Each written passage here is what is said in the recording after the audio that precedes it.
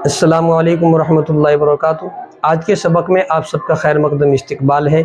आज का हमारा सबक है वक्फ़ के बारे में, और ये सबक बहुत ही ज़्यादा ख़ास है उन तलबा के लिए, उन बच्चों के लिए, या फिर उन लोगों के लिए जो कुरान करीम पढ़ते हैं। तो कुरान करीम पढ़ते हुए वक्फ़ कैसे करना है, आयत कैसे लगानी है, आयत किसे कहते हैं, और जब आप आयत लगाओगे तो कौन सी हरकत बदल जाती है, किसको कैसे पढ़ना है, तो इंशाअल्लाह तमाम कायदे वक्फ़ के जो भी है आपको बहुत तफसील से बताए जाएंगे। उससे पहले आपसे गुजारिश है कि अगर अभी तक आपने हमारे चैनल को सब्सक्राइब नहीं किया तो प्लीज़ आपसे दिली गुजारिश है आप हमारे चैनल को सब्सक्राइब कीजिए, बेल आइकन को दबाएं, जिससे हर सबक का नोटिफिकेशन आपको मिलता रहे। और अगर आप हमारा ये वीडियो फेसबुक पर या फिर इंस्टाग्राम पर देख रहे हैं तो आप हमारे पेज को फॉलो करें। चलिए हम बात शुरू करते हैं वक्फ़ के बारे में। तो वक्फ़ के माने आते हैं ठहरना। ठहरना मतलब इस्तिलाह में कहा जाता है कुरान करीम को पढ़ते हुए सांस तोड़ना, आयत लगाना, ठहरना। तो गोल आयत होती है जहाँ पे हम सांस तोड़ते हैं, ठहरते हैं। उसके अलावा बहुत सारी अलामतें होती है, ता है, मीम है, उस पर सांस तोड़ना लाजिमी और ज़रूरी होता है, वक्फ़ लाजिम की आयत होती है।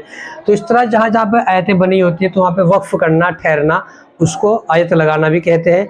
तो इसके क्या कायदे हैं, किस तरह हम आयत लगाएंगे। असल हमें जो बात समझनी वो ये समझनी है कि हम जब कुरान करीम को पढ़ रहे हैं, आयत लगा रहे हैं, तो हम आयत कैसे लगाएंगे, उसकी जो अलामतें हैं, आखिरी हरकत है, उनको बाकी रखेंगे या उनको ख़त्म करेंगे, या वो तब्दील हो जाएगी तो कैसे तब्दील होगी। तो ये तमाम बातें आज के सबक में इंशाअल्लाह अच्छी तरह आपको समझाई जाएगी। तो आपको बात ज़हन रखनी है कि 7 हरकतें हैं।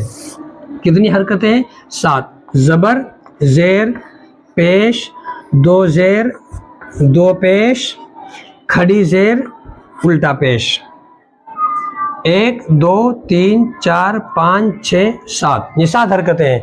ज़बर, ज़ेर, पेश, 2 ज़ेर, 2 पेश, 1 खड़ी ज़ेर, खड़ी ज़ेर, उल्टा पेश, ये 7 हरकतें हैं। जब आप सांस तोड़ोगे, आयत लगाओगे, तो अगर आखिरी हरफ के ऊपर, हम आखिरी हरफ को देखेंगे आयत लगाने में, अगर आखिरी हरफ के ऊपर इन 7 हरकतों में से कोई भी हरकत आ जाए, आखिरी हरफ के ऊपर ज़बर आ जाए, ज़ेर आ जाए, पेश आ जाए, 2 ज़ेर आ जाए, 2 पेश आ जाए, खड़ी ज़ेर आ जाए या उल्टा पेश आ जाए, तो इन 4 हरकतों में आखिरी हरफ की जो हरकत होगी उसको जज़म से बदल देंगे हम। किससे बदली जाएगी? जज़म से। ये 7 हरकतें वक्फ़ की हालत में जज़म से बदल जाती है।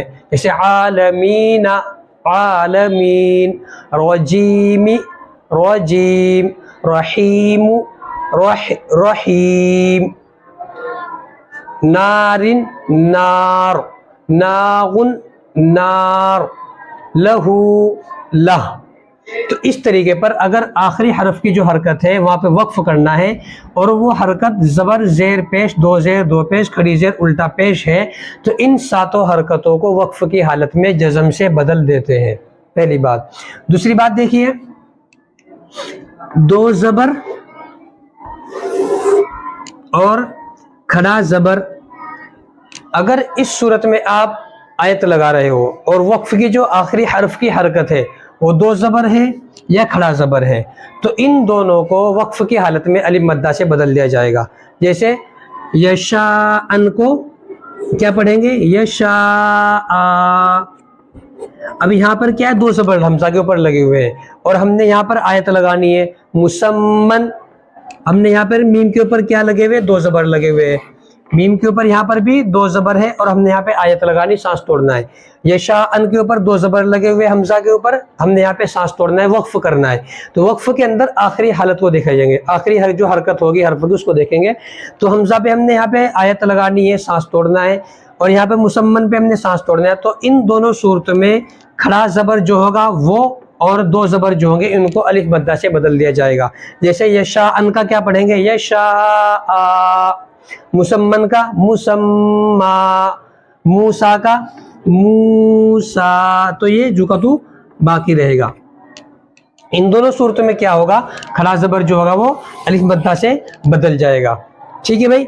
और आखिरी एक बात और बताना चाहूँगा, अगर गोल ता है और आप वहाँ पर आयत लगा रहे हो, तो गोल ता के अंदर आयत लगाने की सूरत में गोल ता को हम हा से बदलेंगे। एक तो लंबी ता होती है ये वाली, ये तो जो कि तो बाकी रहेगी आयत की सूरत में।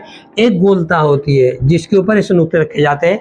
अगर आप आयत लगा रहे हो, वक्फ कर रहे हो, और आखिरी हरफ जो है गोलता है, तो इस सूरत में गोलता को हम हा से बदल देंगे। किससे बदलेंगे भाई?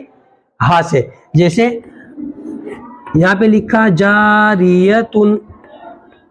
अब देखिए यहाँ पे आखिर हर्फ क्या है, गोलता है। एक तो यहाँ पे दो पेश है, इसलिए हरकत जो बदली जाएगी वो जज़म से बदली जाएगी, दो पेश को हम जज़म से बदल देंगे। फिर आखिरी जो हर्फ है वो गोलता है, तो इस सूरत में वक्फ की हालत में इस गोलता को हम हा से बदलेंगे, पढ़ा जाएगा जारिया। क्या पढ़ा जाएगा, जारिया नारुन हामिया।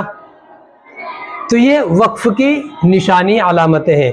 अगर आखिरी हर्फ की हरकत ज़बर ज़ेर पेश, दो ज़ेर दो पेश, खड़ी ज़ेर उल्टा पेश है, तो वक्फ की हालत में इन हरकतों को जज़म से बदल देंगे। और अगर आखिरी हर्फ की हरकत दो ज़बर है या खड़ा ज़बर है, तो इस सूरत में दो ज़बर को खड़ा ज़बर को अलिफ मद्दा से बदला जाएगा।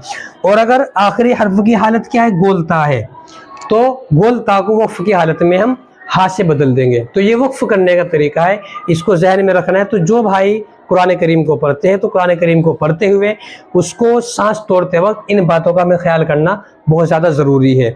और आयत जो होती है एक गोल निशान होता है, इस पे सांस तोड़ना ज़रूरी होता है। ता होता है, जीम होता है, स्वाद होता है, काफा लिखा होता है, ये सब वक्फ की हालतें होती है, इस सब पे हम आयत लगा सकते हैं। और एक बात और ज़हन नशीन रखना, एक होता है मीम। क्या होता है भाई, मीम। अगर किसी हरफ के ऊपर या किसी लफ्ज़ के ऊपर मीम लिखा हुआ है, तो आखिरी सफ़े के बाद यहाँ पे लिखा रहता है वक्फ लाजिम। वक्फ लाजिम का मतलब होता है ठहरना बहुत ज़्यादा ज़रूरी है। तो ये बात जहन रखना, जहाँ पर भी मीम की आयत होगी वहाँ पर हर हाल में सांस तोड़ना ही तोड़ना है। अगर आप वहाँ पर सांस नहीं तोड़ोगे तो वक्फ के ना करने की वजह से अल्फाज के माना गलत हो जाएंगे, आप गुनाहगार हो जाओगे। तो आयत जहाँ पे लगी हुई आयत लगाएंगे, और अगर मीम लिखा हुआ है तो वहाँ पर सांस तोड़ना बेइंतहा ज़रूरी है। फिर वक्फ करने के क्या तरीके हैं जो मैं आपको बहुत ही तफसील से बता दिए हैं। उम्मीद है कि तमाम बातें आपको समझ में आ गई होगी। अल्लाह हम सबको कुरान करीम को सही समझकर पढ़ने की तौफीक अता फरमाए, आमीन।